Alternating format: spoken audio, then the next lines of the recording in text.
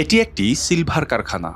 বিদ্যুতের অভাবে বন্ধ তৈজসপত্র তৈরির সকল যন্ত্র। দুপুরেও অলস সময় পার করছে শ্রমিকরা। চাঁদপুর বিসিকের এই সিলভার কারখানার চিত্রই তুলে ধরছে বিদ্যুৎ সংকটে শিল্পের দুর্ভোগ। শুধু সিলভার কারখানাই নয়, বিসিক শিল্পনগরীতে রয়েছে গার্মেন্টস, খাদ্য উৎপাদন, কোল্ড স্টোরেজ সহ বিভিন্ন প্রতিষ্ঠান। লোডশেডিংয়ে ব্যাহত হচ্ছে এসব প্রতিষ্ঠানের উৎপাদনও। কারেন্ট যদি না থাকে আমরা কাজ করব কি? 4-5 ঘন্টা এমনি কারেন্ট থাকে না, তাহলে আমরা প্রোডাকশনের কাজ করি, আমাদেরও লস, আমাদের কোম্পানিরও লস। বিসিকে রয়েছে ৩৩টি শিল্প প্রতিষ্ঠান, এর মধ্যে ২৭টি বর্তমানে চালু রয়েছে। এসব প্রতিষ্ঠানে কাজ করেন প্রায় ৩,০০০ শ্রমিক। কিন্তু ঘন ঘন লোডশেডিংয়ে উৎপাদন নেমেছে অর্ধেকে।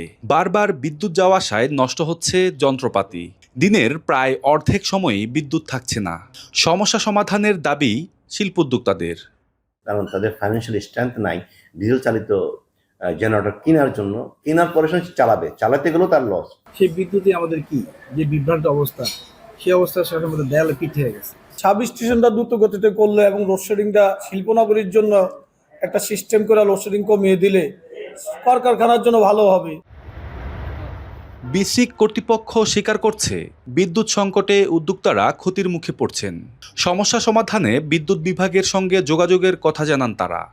বিসিকের বিষয়টি তারা চিন্তা করতেছেন হয়তো ভবিষ্যতে আলাদা কোনো ফিডার স্থাপন করে বিসিকের লাইনটা আলাদা করা যায় কিনা, তারা এই বিষয়টা নিয়ে সম্ভবত সমীক্ষা করছেন। বিকল্প জ্বালানির মাধ্যমে হয়তো তাদের কারেন্টের চাহিদা পূরণ করতে হচ্ছে, অথবা অনেকে দেখা যায় কিছুক্ষণ কারখানা হয়তো বন্ধ রাখছেন, এই কারণে উৎপাদনশীলতা কিছু কমে যাচ্ছে।